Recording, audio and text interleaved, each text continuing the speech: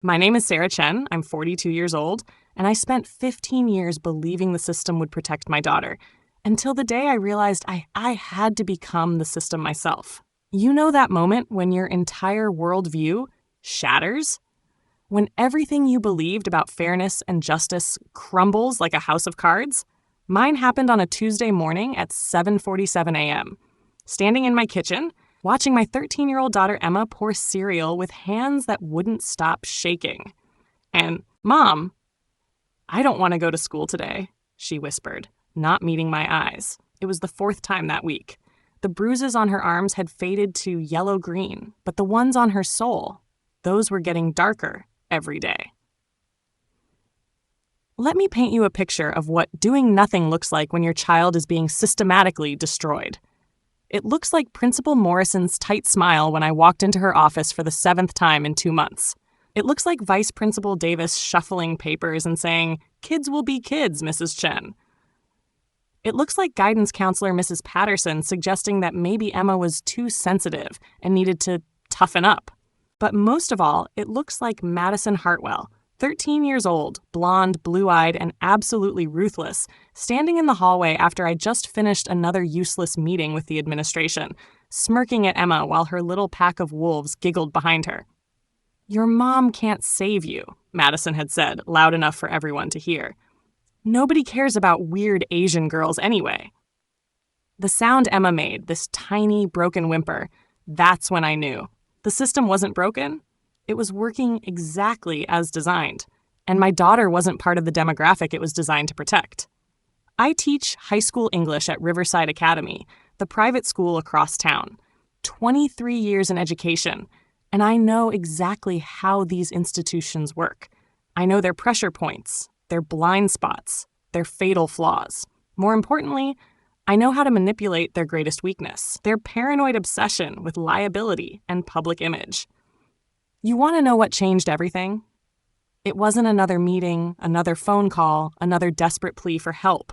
It was a single moment of clarity, standing in that hallway, watching my daughter's spirit break a little more. I stopped thinking like a parent begging for mercy. I started thinking like a teacher who'd studied human behavior for over 2 decades. Madison Hartwell had no idea she'd just declared war on someone who knew exactly how to fight back. That night, I sat at my kitchen table with my laptop, a cup of coffee that had gone cold hours ago, and a yellow legal pad covered in notes. Emma was finally asleep, the first full night's rest she'd gotten in weeks, and I had work to do. Phase 1 required research, deep, methodical research. I started with social media. Madison's Instagram was public, of course. 13-year-olds never think about digital footprints. Her mother, Jennifer Hartwell, was more careful, but not careful enough. Facebook privacy settings from 2019 that hadn't been updated. LinkedIn profile that revealed way too much about her husband's construction business. A mommy blog from when Madison was younger that contained some interesting revelations about their family dynamics. Jennifer Hartwell was a helicopter parent with a persecution complex, the type who'd homeschooled Madison through elementary school because she didn't trust the system, the type who'd switched pediatricians 4 times because they weren't listening to her concerns, the type who'd threatened to sue the local swim club when Madison wasn't selected for the advanced team. In other words, she was exactly the type of parent who'd make threats against school personnel when her precious angel faced consequences. The beauty of it was, I didn't have to make Jennifer look unstable. She'd been documenting her own instability for years, posting rants about teachers who had it out for Madison, sharing articles about parental rights with increasingly militant captions, commenting on local news stories with barely contained rage about liberal indoctrination in schools. All I had to do was curate it, package it, present it in the right context to the right people. But first, I needed to understand the hierarchy at Emma's school. Principal Morrison was a political creature, more concerned with her image than actual education. She'd been hired 2 years ago after the previous principal was forced out over a bullying incident that made local news. The school board had made it clear, 0 tolerance for anything that could create liability. Vice Principal Davis was Morrison's lapdog, but he had one weakness. His ex-wife had taken him to the cleaners in their divorce, and he was desperate to avoid any situation that might cost him his job and his pension. The guidance counselor, Mrs. Patterson, was approaching retirement and just wanted to coast through her final 2 years without drama. But the real power player? That was Mrs. Rodriguez, the school district's director of student safety. She'd been brought in after a suicide lawsuit cost the district $3 million. Her entire job was identifying and neutralizing potential threats before they became front-page news. Mrs. Rodriguez was going to be my unwitting ally. I spent 3 days crafting the first piece of evidence, an email from a Gmail account I'd created, email protected, to Principal Morrison's official school address.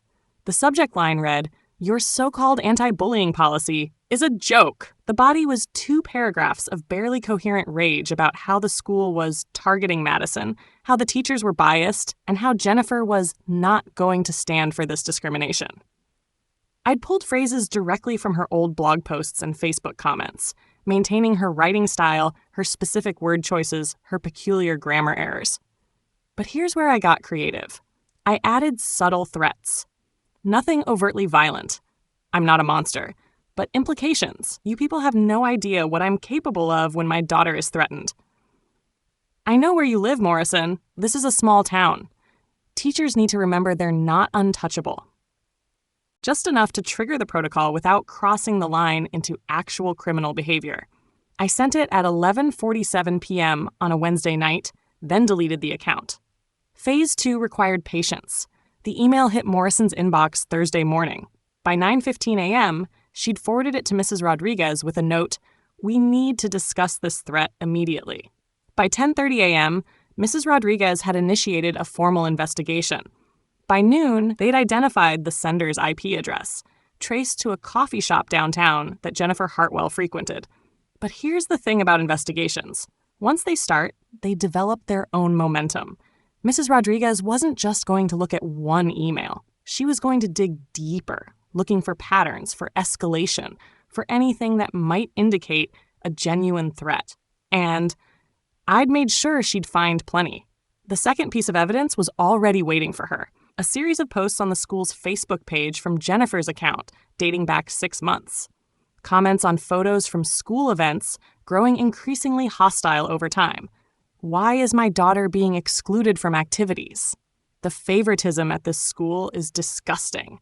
Some teachers shouldn't be around children. I'm documenting everything. Everything. Of course, Jennifer hadn't written those comments. I had, using a fake account with her name and photo, commenting at times when I knew she'd be at work or busy with Madison's activities. The school's social media manager hadn't noticed. They got dozens of comments from parents every day, most of them complaints. But Mrs. Rodriguez would notice. She'd see the pattern of escalation, the increasing aggression, the veiled threats. The third piece was the most elegant. A series of screenshots I'd discovered in a group chat for parents at the school. Messages from Jennifer's phone number, ranting about specific teachers, sharing photos of Emma that had been taken without permission, making plans to show up to the school unannounced to confront the administration. The messages were disturbing enough to justify intervention, but subtle enough that Jennifer couldn't easily prove she hadn't sent them. After all, who else would have access to her phone? Her password? Her intimate knowledge of her grievances with the school? I'd spent 2 weeks studying her patterns, her schedule, her vocabulary. I knew she worked late on Thursdays and left her phone charging in her car during Madison's piano lessons. I knew she used the same password for everything. Madison 2010. Because she'd mentioned it in a mommy blog post about digital security 5 years ago. Most importantly, I knew she'd been complaining about the school to anyone who'd listened for months. The fake messages were just an extension of conversations she'd already been having. By Friday afternoon, Mrs. Rodriguez had enough evidence to recommend immediate action. The call came that evening. Jennifer Hartwell, frantic and confused, trying to explain to Child Protective Services why she'd been making threats against school personnel and sharing unauthorized photos of a student online. "I didn't send those messages," she kept saying. "Someone hacked my account. Someone's framing me." But here's the thing about being framed. The more you protest your innocence, the guiltier you sound, especially when the evidence is so comprehensive, so detailed, so perfectly aligned with your established pattern of behavior. CPS doesn't mess around with threats against schools. Not anymore. Not after Columbine, not after Sandy Hook, not after every parent who said, "I never thought they'd actually do it," became a national news story. They opened an investigation immediately. The school, meanwhile, had their own protocols to follow. Any parent deemed a potential threat to staff or students had to be banned from campus pending resolution of the investigation. Madison couldn't be left unsupervised during school hours, liability issues, so she'd have to be homeschooled temporarily. Just like that, Madison Hartwell vanished from Emma's daily life. But I wasn't done. Not even close. The investigation would take weeks, maybe months. During that time, Jennifer would be fighting to prove her innocence. Madison would be isolated from her peer group, and Emma would finally have space to breathe. But I needed more than breathing room. I needed to ensure this could never happen again. The genius of my plan wasn't the immediate removal of the threat. It was the long-term consequences I'd engineered into every single piece of evidence. Because once CPS opens a file, it never really closes. Once you're flagged as a potential threat to children, that shadow follows you everywhere. School districts share information about problematic parents. Background checks reveal investigations, even unfounded ones. Jennifer Hartwell would spend the rest of her life explaining why CPS once considered her a danger to children. Every school Madison attended, every activity she joined, every teacher she encountered, they'd all have access to that history. I'd created a permanent scarlet letter, and I'd done it using nothing but Jennifer's own words, her own digital footprint, her own established patterns of behavior. The beautiful irony? I'd protected my daughter by becoming exactly the kind of parent the system was designed to fear. Methodical, relentless, and absolutely unwilling to accept kids will be kids as an answer. But the real masterstroke was still coming. Because while everyone was focused on Jennifer's dramatic downfall, I was already implementing phase 3. Emma came home from school Monday afternoon with something I hadn't seen in months, a smile. "Madison wasn't there today," she said, dropping her backpack by the door. "Or Friday. Some kids are saying she's in trouble." "Really?" I said, not looking up from my laptop. "What kind of trouble?" "They're saying her mom did something crazy, threatened teachers or something." Emma paused, studying my face. "Mom, do you know anything about this?" Here's the thing about being a good parent. Sometimes it means your child can never know the lengths you've gone to protect them. Sometimes love is a secret you take to your grave. "I don't know anything about Madison's family situation," I said, which was technically true. I didn't know. I'd created it. But I'm glad you're feeling safer at school. Emma nodded, then hesitated. "What if she comes back?" "She won't," I said with absolute certainty. "I promise you, sweetheart. She won't." That night, I allowed myself one moment of satisfaction. One glass of wine, one look at my reflection in the bathroom mirror, one acknowledgement of what I'd accomplished. I'd gone to war with a 13-year-old girl and won. But as I stared at my own face, I realized something had changed. The woman looking back at me was harder than she'd been 3 weeks ago. More calculating, more willing to cross lines I'd never imagined crossing. I'd protected my daughter, yes. But I'd also discovered something about myself that was both thrilling and terrifying. I was very, very good at this. And phase 3 was going to prove just how good. The art of escalation. 3 weeks after Madison's disappearance, I received the first piece of confirmation that my plan was working perfectly. Emma's math teacher, Mrs. Williams, mentioned during parent-teacher conferences that she'd never seen such a dramatic improvement in a student's confidence and academic performance. "It's like a completely different child," she said, flipping through Emma's recent test scores. "Her anxiety levels have dropped significantly. She's participating in class discussions, making friends. Whatever you've done at home, Mrs. Chen, keep doing it." If only she knew. But here's the thing about revenge. The first taste is never enough. Success breeds ambition, and ambition breeds risk. I should have been satisfied with Madison's removal from Emma's daily life. I should have declared victory and moved on. Instead, I found myself lying awake at night, thinking about Jennifer Hartwell's frantic phone calls to the school, her desperate attempts to prove her innocence, her growing isolation from the other parents who now whispered about her instability at soccer games and PTA meetings. I found myself wanting to twist the knife deeper. Phase 3 began with a simple observation. Jennifer was fighting back. She'd hired a lawyer, a cut-rate family attorney named Robert Kim, who specialized in CPS cases. She was demanding the school district release all evidence against her, claiming harassment and discrimination. She'd started her own investigation, trying to trace the source of the fake emails and social media posts. Jennifer Hartwell was turning out to be more resourceful than I'd anticipated. More dangerous. Because here's what I hadn't fully considered. If she managed to prove the evidence was fabricated, if she traced it back to me, if she convinced even one person that she'd been framed, then Emma would be right back where we started. Except this time, Jennifer would know exactly who to blame. I needed to end this permanently. The opportunity came from an unexpected source, Madison herself. It was a Thursday afternoon when I spotted them at Starbucks downtown. Jennifer and Madison hunched over a laptop at a corner table, clearly stressed. I was there grading papers, just another teacher taking advantage of decent Wi-Fi and overpriced coffee. I positioned myself 3 tables away, close enough to overhear their conversation without appearing to eavesdrop. "Mom, I hate being homeschooled," Madison was saying, her voice carrying that particular teenage whine that could cut through any ambient noise. "All my friends are at school, and I'm stuck at home with you going crazy." "I'm not going crazy," Jennifer snapped, but her voice was brittle, strained. "Someone is trying to destroy our family, Madison. Someone is..." "You keep saying that, but what if you're wrong? What if you did send those emails and you just don't remember? You've been really stressed lately, and you've been drinking more wine. And I did not send those emails." Jennifer's voice rose sharply, causing other customers to glance over. She immediately lowered it, but the damage was done. Someone hacked my accounts, someone who knows our family, who knows enough details to make it believable. Madison rolled her eyes, a gesture I recognized from the hallway encounters with Emma. "Mom, you sound paranoid. Maybe Dr. Peterson was right. Maybe you do need to talk to someone." Dr. Peterson. I filed that name away for later research. But what really caught my attention was what Madison said next. "Besides, even if someone did frame you, so what?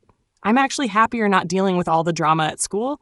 Emma Chen isn't bothering me anymore, and I don't have to pretend to care about those stupid girls who only liked me because I was mean to the weird kids." There it was. Confirmation that Madison knew exactly what she'd been doing to my daughter. It hadn't been kids being kids or typical teenage behavior. It had been calculated, deliberate cruelty. But more importantly, Madison had just handed me the final piece of my puzzle. Dr. Peterson turned out to be Dr. Sarah Peterson, a family therapist Jennifer had been seeing for stress management over the past 6 months. The same Dr. Peterson who was required by law to report any patient who might pose a threat to themselves or others. I spent the weekend crafting the most delicate operation of the entire campaign. It started with a phone call to Dr. Peterson's office, made from a burner phone I'd purchased with cash. "Dr. Peterson, this is Jennifer Hartwell. I need to schedule an emergency session. I've been having disturbing thoughts about the people who are trying to hurt my family." The receptionist, clearly following protocol, immediately transferred me to Dr. Peterson herself. "Jennifer, I'm concerned about what you're saying. Can you be more specific about these thoughts?" Here's where I deployed everything I'd learned about Jennifer's speech patterns, her emotional triggers, her specific fears and anxieties. "They're trying to take Madison away from me," I said, letting my voice crack with precisely the right amount of hysteria. "The school people, CPS, they're all working together. I know where they live, Dr. Peterson. I drive by their houses sometimes, just to understand why they're doing this to us. Jennifer, I need you to come in immediately. Can you be here in an hour?" "I can't. They're watching me. They probably have your office bugged too." I let out a bitter laugh, but I wanted you to know, in case something happens to me, that I was right. I was right about everything. I hung up before she could respond. Within 30 minutes, Dr. Peterson had called Jennifer's real number, reaching her voicemail and leaving an increasingly frantic series of messages. Within an hour, she'd called the police to report concerns about a patient's mental state and potential threat to others. By evening, Jennifer was receiving visits from both law enforcement and CPS, wanting to discuss her recent concerning behavior and escalating threats. I never called Dr. Peterson today. Sue, Jennifer kept insisting. Check the phone records. Check everything. Someone is impersonating me. But phone records from burner phones are difficult to trace, and Jennifer's increasingly frantic denials only reinforced the narrative I'd constructed. A woman spiraling into paranoid delusion, convinced she was being persecuted, making increasingly erratic threats against school personnel. The beauty of it was the recursive nature of the trap. The more Jennifer protested her innocence, the more unstable she appeared. The more evidence she demanded, the more convinced everyone became that she was attempting to cover her tracks. And Madison? Madison was watching her mother fall apart in real time, seeing the woman she depended on transform into someone erratic and unpredictable. The final stroke came during Madison's mandated interview with CPS. I wasn't there, of course, but I didn't need to be. I knew exactly what Madison would say, because I understood her psychology perfectly. She was a 13-year-old girl who'd built her identity around being powerful, being feared, being in control. Watching her mother lose control would be terrifying for her. More importantly, Madison was smart enough to recognize that her old life was gone forever. Even if Jennifer somehow cleared her name, even if they returned to Emma's school, Madison would never again be the untouchable queen bee she'd been before. Too many people had seen her mother's breakdown, whispered about their family's problems. So when the CPS worker asked Madison if she felt safe at home, if her mother had been acting strangely lately, if there was anywhere else she might want to live, Madison made the calculation that would save her social status and give her a fresh start somewhere else. My mom has been really weird lately, she told the caseworker. She talks to herself, she drinks wine in the morning sometimes, and she keeps saying people are watching us. She made me help her drive by some teacher's house last week because she wanted to see what kind of car they drive. None of it was true, of course, but Madison was protecting herself the only way she knew how, by throwing her mother under the bus and positioning herself as another victim of Jennifer's instability. The irony was exquisite. Madison, who terrorized my daughter by exploiting the adult's willingness to believe her over Emma, was now exploiting that same system to destroy her own mother. Within a week, Madison was living with her aunt in Portland, enrolled in a new school, starting fresh with a new identity as the poor girl whose mother had a breakdown. Jennifer was left alone, fighting legal battles she couldn't win, trying to prove negatives, watching her daughter's loyalty evaporate along with her own reputation. But I still wasn't finished, because there was one loose thread, one person who might still piece together what had really happened. Robert Kim, Jennifer's lawyer. Mr. Kim was surprisingly competent for a cut-rate attorney. He'd actually managed to identify some inconsistencies in the digital evidence, raised legitimate questions about the timing of various incidents, and was starting to ask uncomfortable questions about who might have had both motive and access to frame his client. He needed to be neutralized. The solution came to me during my lunch break while I was reviewing essays from my AP literature students. One student had written about dramatic irony in Othello, specifically about how Iago manipulates everyone by appearing to be the one person they can trust. Robert Kim trusted his client. That was his weakness.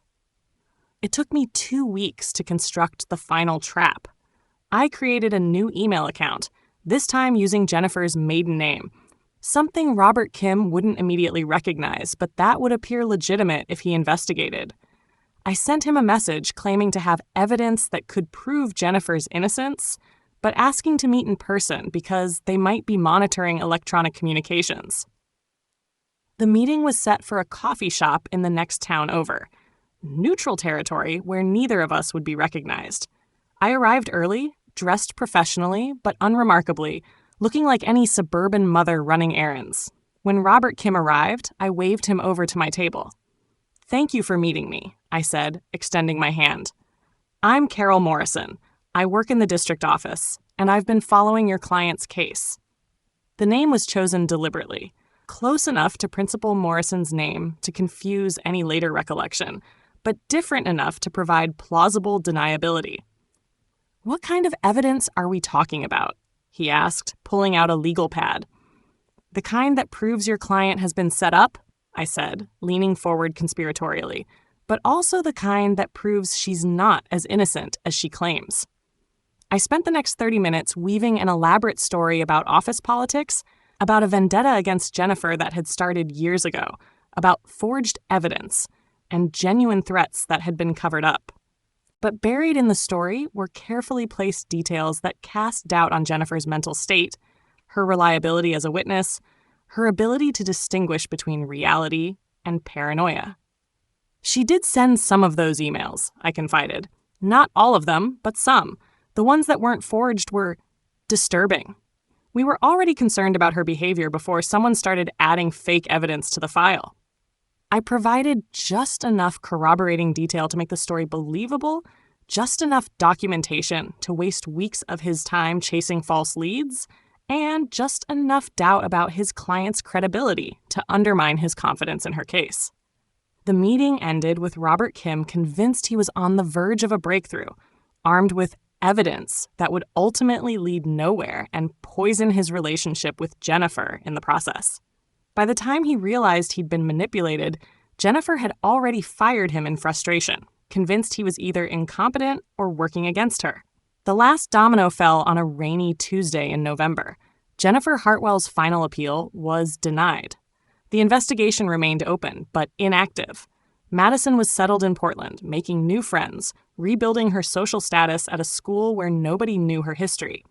And Emma was thriving. She joined the debate team, made honor roll for the first time in 2 years, and was smiling again. Really smiling, not the careful, anxious expression she'd worn for so long. "Mom," she said one evening, looking up from her homework, "I know this sounds weird, but I'm kind of glad Madison left. I mean, I feel bad that her family had problems, but I'm happier now." "That doesn't sound weird at all, sweetheart," I said, not looking up from my own grading. "Sometimes people need to be removed from our lives for us to flourish." Emma nodded thoughtfully. It's like she was this dark cloud hanging over everything, and now the sun can shine again. If only she knew how much work it had taken to move that cloud. But as I watched my daughter return to herself, confident, curious, unafraid, I felt something I hadn't expected. Guilt. Not about Jennifer, who'd raised a monster and failed to control her. Not about Madison, who'd chosen cruelty and paid the price. But about Emma, who would never know the lengths I'd gone to protect her. My daughter believed in justice, in fairness, in the basic goodness of people. She thought Madison's disappearance was just unfortunate timing, a family crisis that had nothing to do with her own situation. I'd preserved her innocence by destroying my own. But as I tucked Emma into bed that night, listening to her laugh at something on her phone, seeing her face relaxed and peaceful for the first time in months, I knew I'd make the same choices again. Because that's what love is, sometimes. It's not flowers and bedtime stories and gentle guidance. Sometimes love is becoming the monster so your child doesn't have to. And I was very, very good at being a monster. The perfect storm. December brought the first real test of my handiwork. Emma bounded through the front door with an energy I hadn't seen since elementary school. Her cheeks flushed from the cold and something else, genuine excitement. "Mom, guess what? They announced the winter formal committee, and I got selected." "Me, can you believe it?" I could believe it. Emma had always been creative, organized, brilliant when she wasn't being systematically destroyed by a teenage sociopath. But what struck me wasn't her achievement. It was her surprise at her own success. "That's wonderful, honey. You'll do an amazing job." The best part is, Sarah Martinez wants to co-chair with me. She said she'd been wanting to be friends for ages, but was always worried about. Emma trailed off, a shadow crossing her face. Worried about what? About Madison. She said Madison had this way of making people choose sides, and if you were nice to me, you'd become her next target. Emma looked up at me with a mixture of confusion and dawning understanding. "Mom, was I really that toxic?" Was being friends with me actually dangerous for other kids? This was the moment I'd been dreading. The moment when Emma started connecting the dots, realizing that her isolation hadn't been natural social dynamics but calculated psychological warfare. "Oh, sweetheart," I said, pulling her into a hug. "You were never toxic. You were being bullied by someone who was very good at making her victims feel responsible for their own abuse." Emma pulled back, studying my face. "How do you know so much about bullying psychology?" 23 years of teaching, I said, which was true. You see patterns after a while. What I didn't say was that I'd also spent the last 4 months becoming an expert in psychological manipulation, social engineering, and the precise application of pressure to destroy someone's life. But Emma's recovery was only half the story unfolding that winter. The other half was taking place 60 miles away in Portland, where Madison Hartwell was discovering that starting over isn't as simple as changing schools. I knew this because I'd been monitoring her social media accounts. Don't look at me like that. Of course I was monitoring her social media accounts. You don't engineer someone's downfall and then lose track of them. That's like performing surgery and walking away before the patient wakes up. Madison's Instagram told a fascinating story of a girl trying desperately to rebuild her image. Gone were the cruel comments, the subtle put-downs, the carefully curated photos designed to make other girls feel inadequate. Instead, there were inspirational quotes about new beginnings and finding your authentic self. She joined the environmental club at her new school. She was volunteering at an animal shelter. She was performing the role of reformed mean girl with Oscar-worthy commitment. But here's the thing about people like Madison. They can change their behavior, but they can't change their fundamental nature. Cruelty isn't a phase you grow out of. It's a strategy you learn to hide better. The proof came in a group chat screenshot one of her new friends had posted and quickly deleted. Madison talking about her weird roommate at a school overnight trip. I swear she breathes through her mouth when she sleeps. It's so gross I can barely concentrate on anything else. Someone should tell her about nasal strips, but I guess some people just don't care how they affect other people. It was subtle, carefully deniable, wrapped in fake concern. But it was the same psychological knife she'd used on Emma, just with a lighter touch. Madison Hartwell hadn't changed. She'd just learned to be more careful. Which meant Emma was still in danger. Because here's what I'd realized during those sleepless December nights. Madison's exile wasn't permanent. Jennifer was still fighting the CPS case, still trying to clear her name, still working toward the day when she could reclaim custody of her daughter. If Jennifer succeeded, and there was always a chance she might, Madison would be coming home. Back to Emma's school, back to our lives, armed with 4 months of resentment and a much more sophisticated understanding of how to avoid getting caught. I needed insurance. The opportunity came from an unexpected source. Madison herself. She'd been sending messages to her old friends at Emma's school, maintaining those connections, keeping herself relevant in their social ecosystem. Most of the girls were smart enough to keep their distance. Associating with Madison could still be social suicide, given her family's reputation. But there was one girl who'd never been particularly smart, Brianna Walsh. Brianna had been part of Madison's inner circle, more follower than friend, desperate for validation from someone she saw as sophisticated and powerful.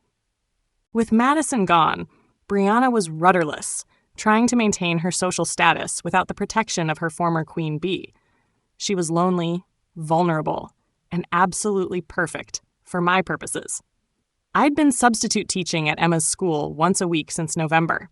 My principal at Riverside Academy was generous about letting experienced teachers pick up extra shifts during the shortage crisis. It gave me legitimate access to the building, the students, the social dynamics I needed to monitor. It also gave me access to Brianna Walsh during her study hall period. "Mrs. Chen?" Brianna approached my desk during a particularly quiet afternoon session. "Can I ask you something about college applications?" "Of course, Brianna. What's on your mind?" "I'm trying to write my personal essay about overcoming challenges, but I don't know if my story is good enough. Like, I haven't survived cancer or lived in poverty or anything dramatic." I looked up from my grading, giving her my full attention. What challenge were you thinking of writing about? Well, she glanced around the room, making sure no one was listening. It's about friendship, about realizing that someone you trusted wasn't who you thought they were. That sounds like a very mature topic for a college essay. The thing is, I feel guilty about it because this person is going through a really hard time right now, and writing about her feels like betrayal. Brianna was talking about Madison, of course, struggling with her conscience, trying to process the cognitive dissonance between her loyalty to her former friend and her growing understanding of what that friendship had actually cost her. Sometimes, I said carefully, the most important thing we can do is tell the truth about our experiences, even when it's difficult, even when it hurts people we care about. But how do you know when someone deserves the truth being told about them? It was such a perfect question, such a natural opening, that I almost suspected Brianna was smarter than I'd given her credit for. When their actions have hurt innocent people, I said. When their behavior has caused real damage that needs to be acknowledged. When silence enables them to hurt others. Brianna nodded slowly. Madison always said that Emma Chen was asking for it, that she was weird and desperate and basically bullying herself by trying so hard to fit in. But now that Madison's gone, I can see that wasn't true, was it? What do you think? I think Madison was really good at making everyone else feel crazy. Like, you'd see her do something cruel, but then she'd explain it in a way that made it sound reasonable or even kind. Brianna paused, working through thoughts she'd probably never articulated before. She made me help her once, with Emma, and I still feel sick about it. This was it, the moment I'd been waiting for. What did she make you help her with? She had me take a photo of Emma in the locker room after gym class. Emma was changing, and she looked, awkward. 13-year-old body, weird tan lines from her summer swim class. Madison said she was going to show it to some boys as a joke. My blood went cold. Did she? I don't know, though. I gave her the phone and then pretended it never happened. But Emma started wearing baggy clothes after that, and she stopped changing in the locker room. She'd come to school already in her gym clothes, even in winter. I remembered that phase.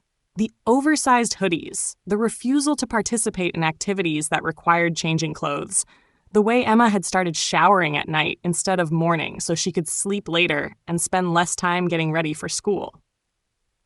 I'd attributed it to normal teenage self-consciousness. I'd been wrong. Brianna, I said, keeping my voice steady despite the rage building in my chest, do you still have that photo? She shook her head quickly. I deleted it right after I took it. I felt too gross keeping it. But Madison might still have it. Maybe. She screenshots everything. She has folders and folders of pictures and conversations, just in case she needs them later. Brianna's eyes widened as she realized what she'd just revealed. Oh God, Mrs. Chen, you don't think she'd actually use something like that, do you? I thought about Madison's Instagram posts from Portland, all that carefully crafted redemption narrative. I thought about the private messages she was still sending to her old friends, maintaining her network, keeping her options open. I thought about what a girl like Madison might do if she ever felt truly cornered. I think, I said carefully, that it would be very important to make sure photos like that never surface, for Emma's sake and for the sake of any other girls Madison might have targeted. Brianna nodded eagerly. What should I do? Well, you mentioned you're writing a college essay about overcoming challenges, about learning to recognize when someone you trusted wasn't who you thought they were. I paused, letting the idea settle. Sometimes the most powerful essays are the ones that demonstrate how we've grown from our mistakes, how we've learned to do the right thing, even when it's difficult. You mean write about Madison? About what she really did? I mean write about your own journey, your own realization, your own decision to finally tell the truth about what you witnessed. I leaned forward slightly. College admissions officers love stories about moral courage, Brianna, about students who've learned to stand up for what's right. The seed was planted. Over the next 2 weeks, I watched Brianna wrestle with her conscience, encouraged by gentle conversations during study hall, supported by careful questions that helped her process her own complicity in Madison's reign of terror. But I wasn't leaving anything to chance. I needed concrete evidence of Madison's behavior, something that couldn't be dismissed as teenage drama or misunderstood social dynamics, something that would ensure she could never return to Emma's school, never again pose a threat to my daughter or any other vulnerable child. The solution came from Madison herself. She'd been getting careless with her digital communications, confident that her new life in Portland had insulated her from consequences. She was still using the same cloud storage account she'd had in middle school, still backing up her photos and messages automatically. And she'd made one crucial mistake. She'd shared that account password with Brianna months ago, during a sleepover when they'd been planning to make a collaborative photo album. Brianna still had access. It took some convincing. Brianna was nervous about violating Madison's privacy, even after everything she'd learned about her former friend's true nature. But when I explained that Emma might not be Madison's only victim, that there could be other girls suffering in silence, Brianna's moral clarity finally crystallized. "What if there are photos of other girls?" she asked, her voice barely above a whisper. "What if she's been doing this to everyone?" "Then we need to know," I said. "For their sake." The treasure trove we discovered was worse than I'd imagined. Madison had been documenting her cruelty with obsessive detail. Screenshots of private conversations she'd manipulated other girls into having, then shared with her inner circle for entertainment. Photos taken without consent in locker rooms, at sleepovers, during vulnerable moments when her victims thought they were among friends. But the most damning evidence was her methodology. She'd kept detailed notes about each girl's insecurities, family problems, social anxieties. She'd studied her victims like a scientist, cataloging their weaknesses and developing strategies to exploit them. Emma's file was the most extensive. Madison had mapped out my daughter's entire social ecosystem, identified every potential friendship, every opportunity for connection, and systematically sabotaged each one. "Look at this," Brianna said, pointing to a conversation thread between Madison and another girl. She told Jessica that Emma had been talking about her weight behind her back. But look at the timestamp. Emma wasn't even at school that day. She had the flu. There were dozens of similar fabrications. Madison had spent months creating conflicts between Emma and potential friends, manufacturing drama, isolating her target through an intricate web of lies and manipulation. But there was something else in the files that made my blood run cold. Future plans. Madison had been preparing for her eventual return. She'd mapped out a strategy for reclaiming her social status, identified potential allies and enemies, and developed a systematic plan for reestablishing her dominance. Emma's name appeared in those plans, repeatedly. "She's planning to make Emma's life hell when she comes back," Brianna said, scrolling through the documents. "This is like a playbook for psychological torture." "Not if I can help it," I said, already formulating my response. But Brianna surprised me. "Mrs. Chen, I want to help. I want to make sure this never happens. Madison destroyed Emma's life, and she made me help her do it. I need to make that right." "What are you thinking?" "I'm thinking it's time someone held Madison accountable for what she's really done. And I'm thinking I know exactly how to do it." Brianna's plan was simple, elegant, and absolutely devastating. She would compile all the evidence from Madison's files, the photos, the conversations, the manipulation strategies, and present it to the school administration as part of a formal complaint about cyberbullying and harassment, but not as herself, as a representative of Madison's victims. "I've been talking to some of the other girls," Brianna explained. "Once I started asking questions, they all had stories. Madison has been terrorizing people for years, but everyone was too scared to speak up because she was so good at making it look like their fault." "How many girls are we talking about?" 12. 12 girls who are willing to go on record about what Madison did to them. Brianna's voice was steady now, resolute. "And Mrs. Chen? Some of them are still dealing with the aftermath. Eating disorders, anxiety, depression. One girl attempted suicide last year because Madison convinced everyone she was a pathological liar." The scope of Madison's damage was staggering. She hadn't just been a mean girl. She'd been a predator, systematically identifying and destroying vulnerable children for her own entertainment. There's enough evidence here to not only keep Madison out of this school, but to potentially file criminal charges, Brianna continued. Cyberbullying laws, harassment, distribution of non-consensual images of minors. She could face serious consequences. I felt a moment of hesitation. Criminal charges meant involving law enforcement, expanding the circle of people who might investigate how Madison's reign had ended so abruptly. It risked exposure of my own activities. But then I thought about Emma, about the 12 other girls Madison had brutalized, about the unknown number of future victims who deserved protection. Do it, I said. File the complaint. Present the evidence.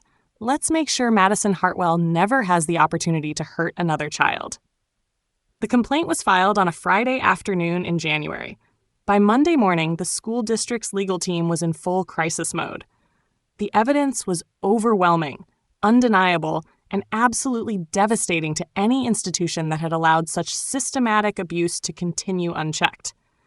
The potential liability was enormous, not just for the current administration, but for everyone who had ever dismissed a complaint about Madison's behavior as typical teenage drama. Principal Morrison called an emergency assembly that Tuesday. It has come to our attention that several students were subjected to serious harassment and bullying that was not adequately addressed by our administration, she announced to a packed auditorium. We are implementing immediate policy changes and have reported this matter to appropriate authorities for investigation. Emma came home that afternoon buzzing with confused energy. Mom, the craziest thing happened today. Remember Madison, the girl who used to... She paused, seeming to realize that the old language, pick on me or give me a hard time, no longer seemed adequate. The girl who bullied me? I remember Madison. Well, it turns out she was doing it to tons of girls, and someone found proof, like real proof. Photos and messages and this whole systematic thing. Emma sat down heavily on the couch.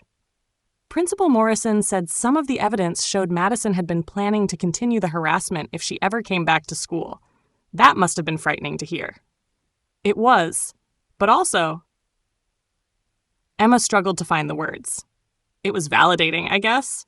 For so long, I thought there was something wrong with me, that I was weak or weird or somehow deserving of how she treated me. But now I understand it wasn't about me at all. I was just convenient. My daughter was processing trauma she'd never been allowed to name, connecting dots that explained months of suffering she'd internalized as personal failure. You were never the problem, sweetheart. You were just an easy target for someone who enjoyed causing pain. The weird thing is, I almost feel sorry for her now. Like, how messed up do you have to be to spend that much energy hurting people? Emma shook her head. But then I remember how she made me feel, and I think maybe some people just choose to be monsters. If only she knew she was sitting next to one. That evening, I received a call from Jennifer Hartwell. I almost didn't answer. Caller ID showed a number I didn't recognize, but curiosity won out. Mrs. Chen, this is Jennifer Hartwell, Madison's mother. I hope you don't mind me calling. My heart rate spiked, but I kept my voice neutral. Of course not. How can I help you? I wanted to apologize for everything Madison put your daughter through. I know we never talked directly about it, but I'm aware now of the extent of what she was doing. That's very thoughtful of you to call, Jennifer. The school district contacted me about the complaint. They showed me some of the evidence. Her voice cracked. I had no idea. I mean, I knew Madison could be difficult, but I never imagined she was capable of such calculated cruelty. There was a long pause. I could hear Jennifer crying softly on the other end of the line. Mrs. Chen, can I ask you something? Do you think there's any hope for her? For Madison? Or is she just broken beyond repair? It was such a human question, such a mother's question, that I felt an unexpected stab of sympathy. I think, I said carefully, that 13 is still young enough to change, but only if she faces real consequences for her actions and gets serious help processing why she chose to hurt people. She's starting therapy next week, intensive therapy, and she'll be staying in Portland permanently. I've signed over temporary custody to my sister. Jennifer's voice was barely audible. I failed her, Mrs. Chen. I raised a child who destroys other children, and I was too blind to see it. After I hung up, I sat in my kitchen for a long time, thinking about the conversation. Jennifer Hartwell wasn't a monster. She was just a parent who'd failed to see her child's true nature until it was too late. She was grieving the daughter she'd thought she had, facing the reality of the daughter she'd actually raised. In another universe, that could have been me. If Emma had been the aggressor instead of the victim, if I'd been the one receiving phone calls about my child's cruelty instead of making them about my child's suffering. But it wasn't another universe. It was this one, where I'd chosen to become the monster so my daughter didn't have to. And as I heard Emma upstairs, laughing on the phone with Sarah Martinez about winter formal decorations, I knew I'd chosen correctly. The final piece of confirmation came 2 weeks later, in the form of a letter from the district attorney's office. Madison Hartwell was being charged with cyberbullying, harassment, and distribution of non-consensual images of minors. She would be processed through the juvenile justice system, but her name would be permanently flagged in school databases across multiple states. She would never again fly under the radar. Any school administrator who ran a basic background check would see her history, understand the risk she posed to other students. Madison's future had been permanently altered by her past actions. Justice, I reflected, sometimes takes longer than we'd like, but when it arrives, it tends to be thorough. The reckoning. Spring arrived early that year, and with it came something I hadn't expected. Peace. Real peace. Not the fragile quiet of a temporary ceasefire, but the deep calm that comes from knowing a threat has been permanently neutralized. Emma was flourishing in ways that went beyond simple relief. The winter formal had been a massive success. She and Sarah Martinez had transformed the gymnasium into something magical, complete with hanging lights and handmade decorations that had everyone talking for weeks afterward. More importantly, Emma had discovered she was genuinely talented at event planning, at bringing people together, at creating joy. "Mom, Mrs. Patterson wants me to consider student government next year," Emma said over breakfast one morning in March. "She thinks I'd be good at it." Mrs. Patterson, the guidance counselor who'd once suggested Emma was too sensitive and needed to toughen up. The same woman who was now praising my daughter's leadership skills and encouraging her to pursue positions of responsibility. Funny how perspective changes when you remove the person systematically undermining a child's confidence. "What do you think?" I asked.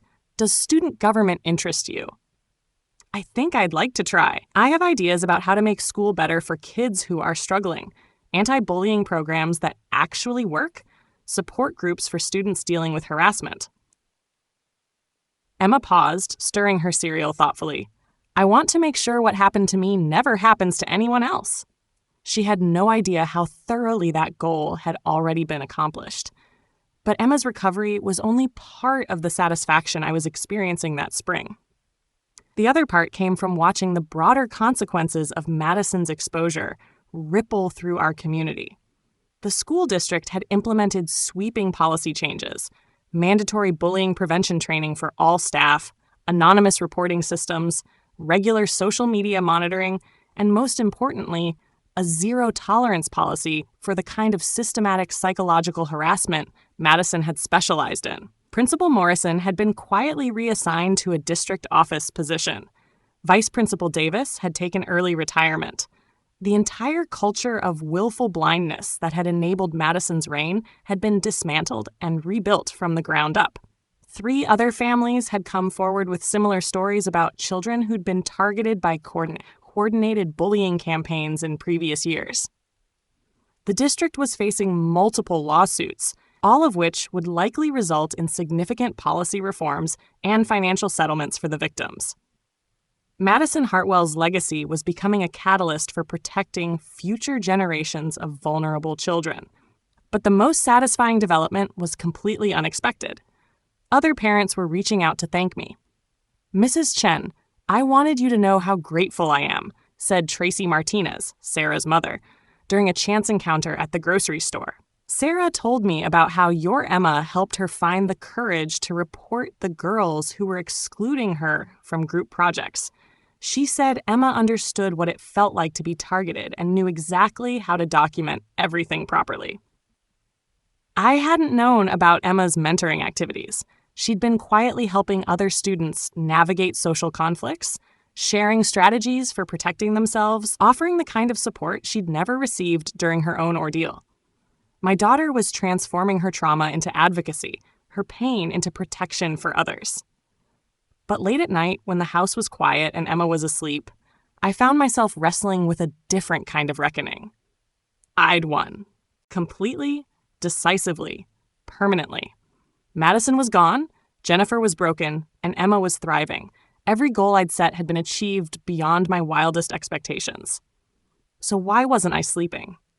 The answer came to me gradually, through a series of small moments that accumulated like drops of water wearing away stone. It was Emma asking me about college applications, about her essay topics, about how to write about overcoming challenges without sounding like a victim. It was watching her interact with her friends, seeing how carefully she considered the impact of her words, how deliberately she chose kindness, even when it would be easier to choose cruelty. It was realizing that my daughter had somehow emerged from her ordeal more empathetic, more thoughtful, more genuinely strong than she'd been before.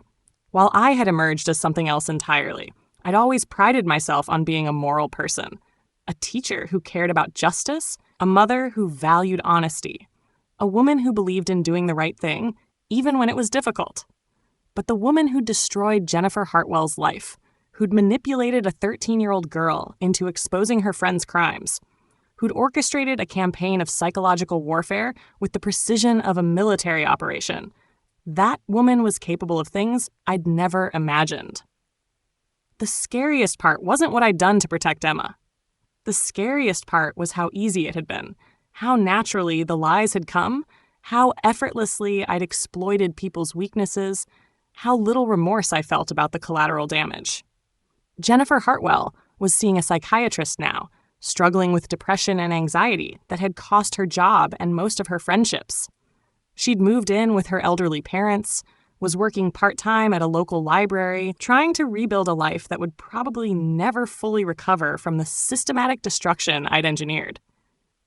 Madison was in intensive therapy, facing criminal charges, dealing with the reality that her reputation would follow her for the rest of her life. She was 15 now, old enough to understand that her future had been permanently altered by choices she'd made at 13. Both of them were paying prices that would last decades for actions that had lasted months. And I felt nothing about their suffering. No guilt, no regret, no sympathy for the human cost of my victory. That absence of remorse was what kept me awake at night. Because if I could do all of that to protect Emma, what else might I be capable of? What lines might I cross if someone threatened my daughter again? What innocent people might I destroy in service of what I convinced myself was justice? The question haunted me until a conversation with Emma finally provided clarity. We were driving home from her debate tournament. She'd placed third in her division, another milestone in her remarkable recovery, when she brought up Madison for the first time in months. "Mom, can I ask you something kind of philosophical?" "Of course." "Do you think people can really change?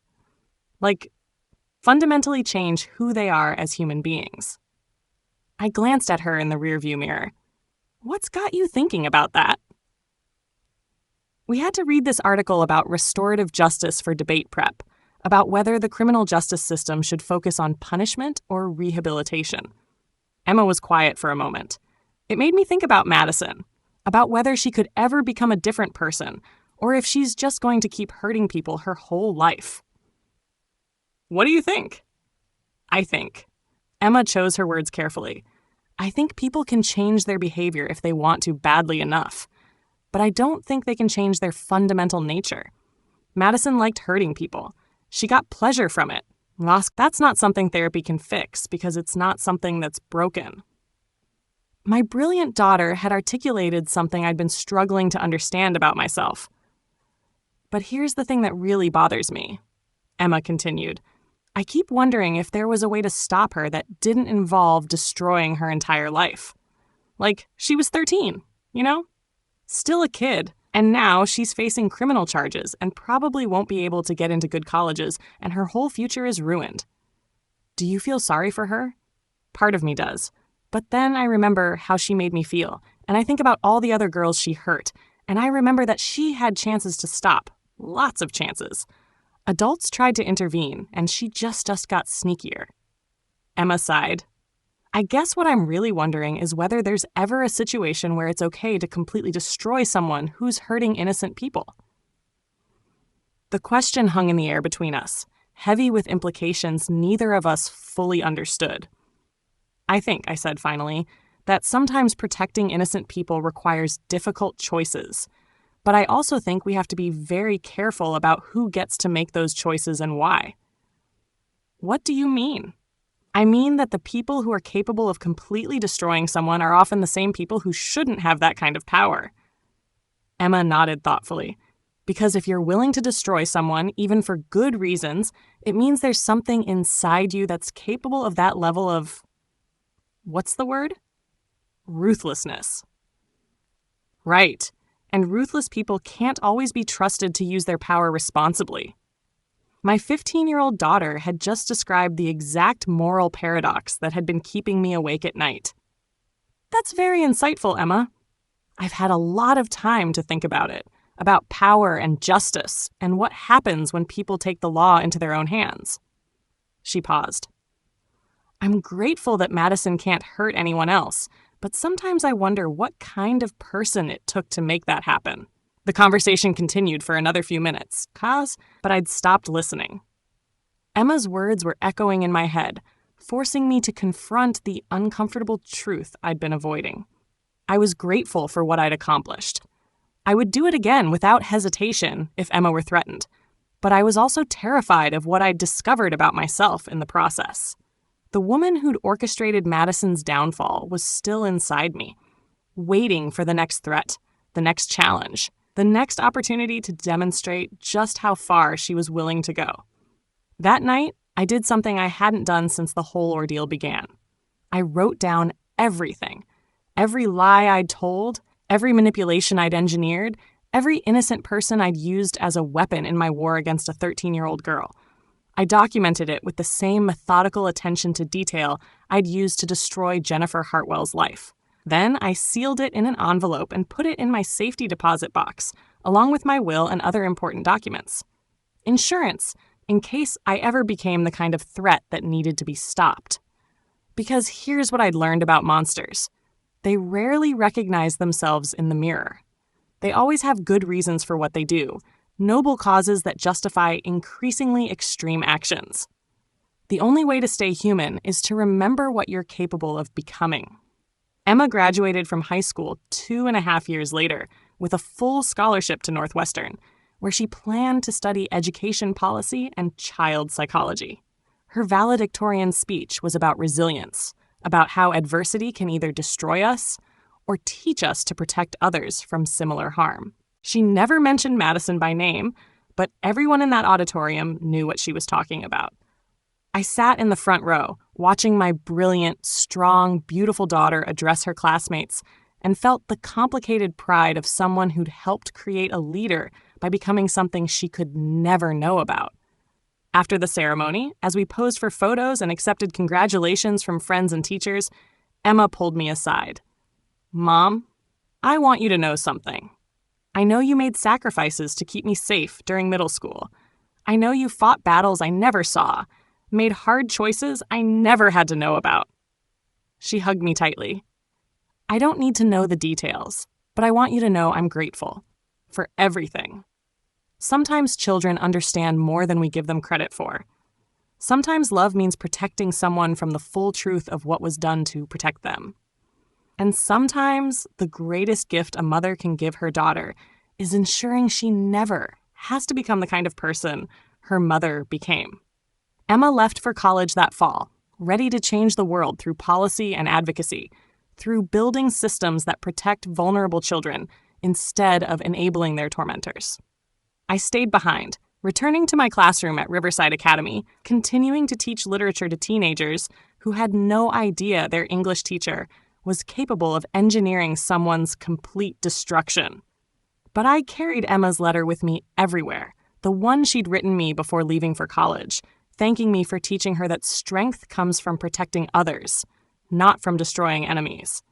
My daughter had learned the right lessons from our ordeal. She would use her power responsibly. she would never have to become a monster. And that, more than Madison's exile, or Jennifer's ruin, or the policy changes, or the lawsuits, or any of the other victories I'd achieved, was the only success that actually mattered. Some stories end with justice served and lessons learned.